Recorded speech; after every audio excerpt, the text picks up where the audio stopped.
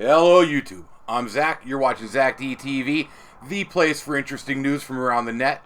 Today's episode we are going to talk about a new program from Google. We also have a coffee that is guaranteed not to stain. And I'm going to wrap up with a story about the youngest terrorism suspect ever. I am doing it a little different now. I'm going to do 3 stories a day, shorten it up a little bit. Let me know what you think, if you like the way it works or not. With that being said, let's get right into it. First up, I want to talk about this cool program I found by Google. It's something they released last Tuesday, and it's called AutoDraw. The idea behind this is not everyone can draw, but everyone should be able to communicate through pictures. What they've done is they use a technology that was developed to recognize handwriting. That's all handwriting as well. It can recognize Chinese characters, the English alphabet. It can recognize all different characters that are out there. And it translates them into type. Well, they took it one step further and gave it the ability to understand your scribbles. It then gives you options based on what it thinks you want. And these are also things that it drew itself. This neural network, this learning AI, is providing you with images that it has come up with. An example they gave was somebody drew a cat with 3 eyes. Well, it was suggesting 2 eyes because it knows that cats aren't supposed to have 3 eyes.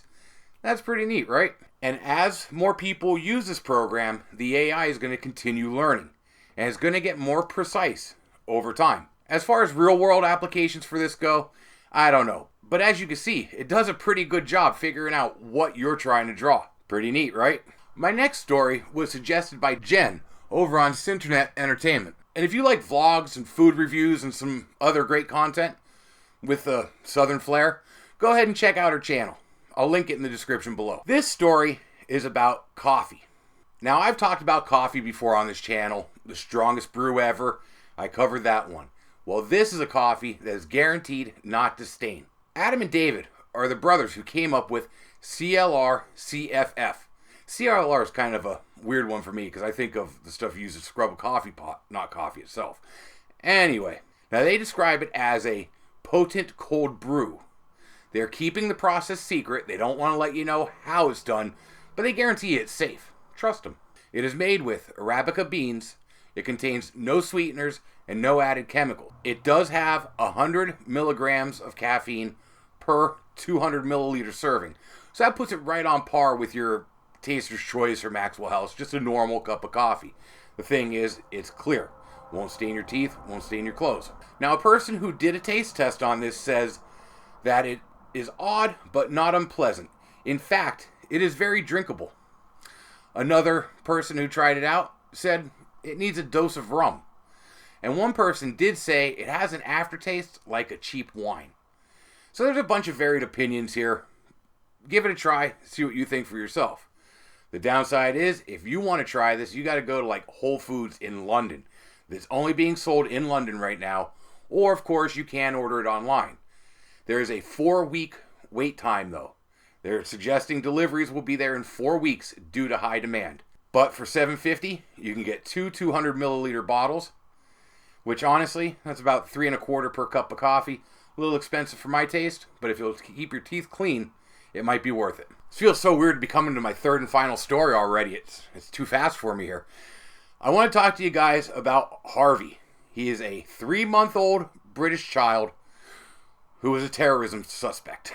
That's right, he was called into the U.S. Embassy on suspicion of terrorism. Now, this all started off when his grandfather made a mistake on his travel forms, the electronic system for travel authorization forms.